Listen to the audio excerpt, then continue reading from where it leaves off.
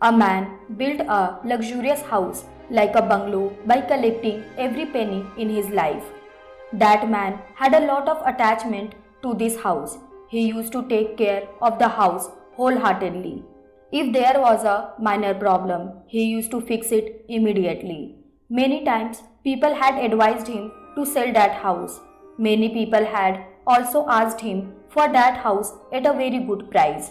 His own son was also ready to sell the house for a good price.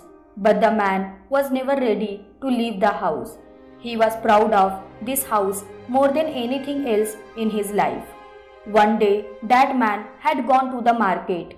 When he returned from the market, he saw that a huge crowd had gathered in front of his house. When he came running, he was shocked because his house was on fire. Seeing his dearest home burning in such a fire, he became half dead. He didn't know what to do. He decided that if his house was no more, he would be no more. He will also give his life in the same burning house. In his sorrow, when the man went to the burning house and went to give his life, then one of the people watching the spectacle there stopped him and told him that, "Why do you want to give your life unnecessarily? Because now this house is not yours. The day before, your son had done the deal of this house with someone."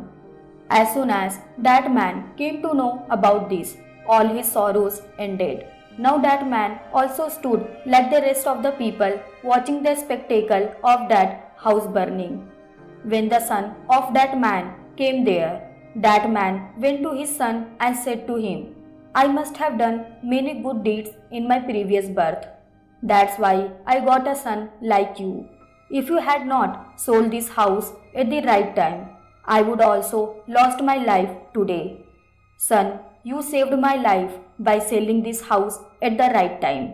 The son's face dropped after listening to the father's words. He said with great sadness that, "Father, I had definitely gone to do the deal of this house, but the deal of this house was not confirmed yet." On hearing this, the man's heart sank again. He started crying by beating his head and chest and said that, "I am ruined."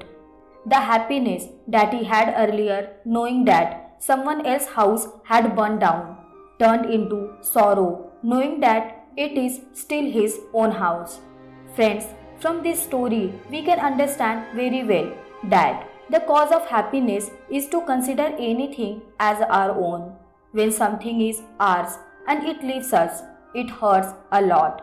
But if that thing belongs to someone else and whatever happens to it, we do not feel sad. It is also written in Srimad Bhagavad Gita that considering anything as our own is the biggest reason for sorrow. That's why we should not have too much attachment with anything.